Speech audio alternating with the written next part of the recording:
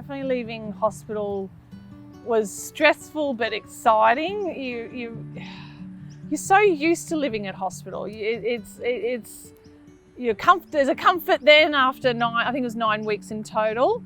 You've got this comfort and you know how it works, and it is scary going home.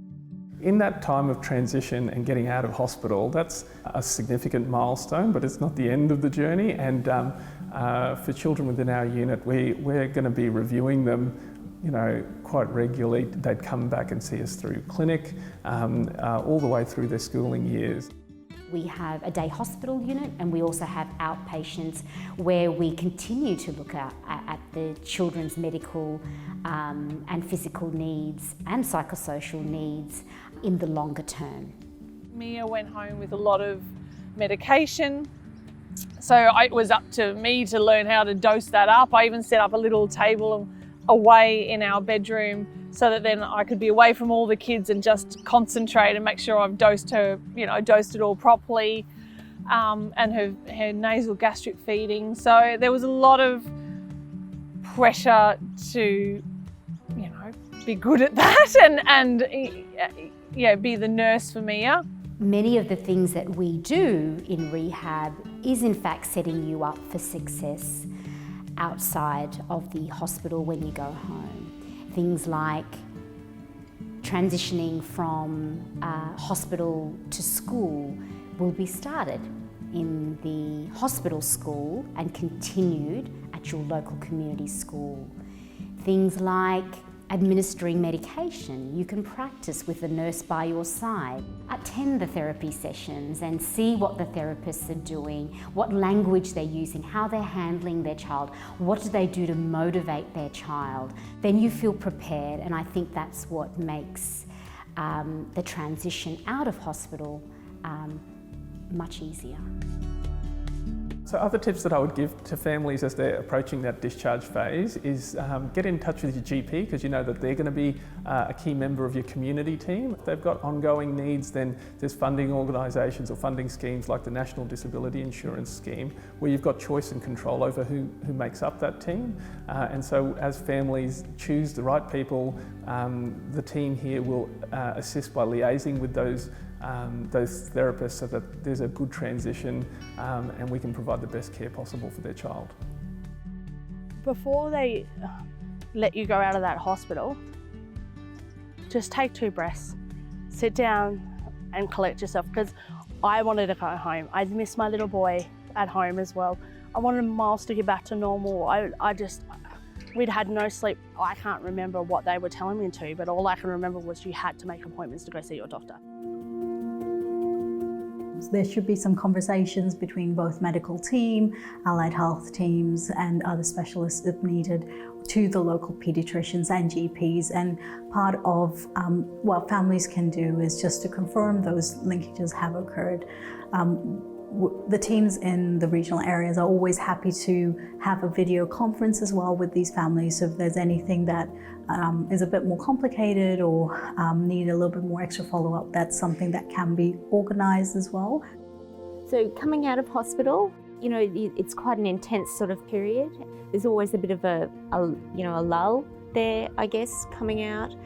From the point of view of sometimes you don't know exactly what you need to plan for, and that's why having someone that you can turn to like a nurse navigator service, particularly when you're coming back out into a rural area when you have had complex care needs, is really, really important to access, that sort of service. And there's nurse navigators all over the state, and those people would know what services are available locally to you and help you navigate our healthcare system, which can be really quite complex. How do you access NDIS in your area? What OTs are there? Who flies in, flies out? Who offers those services in town? Who has the skills to meet the needs of my complex child?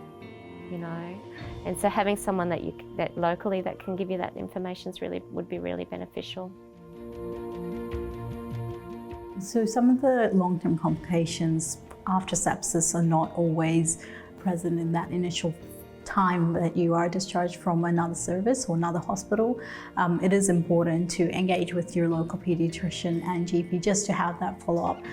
Some of the challenges that we find can be around sleep or anxiety, low mood, or challenges around that social emotional state, having been through such a significant event or illness such as sepsis. His behaviour changed. He started to have night terrors. He wouldn't go to sleep in case he was scared that he was not going to wake up again. I didn't call them tantrums, I called them episodes because they weren't tantrums. His behaviour, that was the hardest bit out of the whole lot. Once no one wanted to believe that he did what half of he did. To finally get help and someone to listen to me, it was the best feeling. You have to remember that sepsis is an overwhelming response that affects all of your body. So it's not unusual for your child to be fatigued for a long time during their recovery process. This may mean that you have to go slower on things that once you did with gusto. So if you wanted to go back to school, this is a slow graded transition. If you want to go back to daycare, returning to sporting activities or community activities, again has to be done in a very slow and graded manner. After having like sepsis and stuff, I was really tired and I still struggle with being really tired. So I only did like half days for a couple weeks and then like eased back into full days. I guess like don't try and like push yourself straight into it. Like I think I've done that a couple times and like it doesn't work and you just get really angry at yourself. So like just ease back into it and eventually like you'll be back to like a normal life that's suitable to you now kind of thing. My life was basically just sport and like everything. So I guess when I came back, I just went and like watched all my friends play their sports and like so I was still involved in stuff. So like I guess my advice would be like don't just like distance yourself from what you used to love because you can still be involved as a supporter or like an assistant coach or something. And I think that really helped me work back to getting back to normal kind of thing. When she got her first set of prosthesis, I thought, how's she ever going to do this? This is inconceivable that you could move in these and balance on your kneecaps and run, but she can do it. So, you know, it's a really does show how you can adapt, how people can adapt, you know, especially kids. I guess they say kids really do adapt well, and she doesn't know any different. She doesn't remember having hands and feet or what it felt like. So she's already, you know, her brain's already moulded and adapted to that. Yeah, so it is amazing, yeah.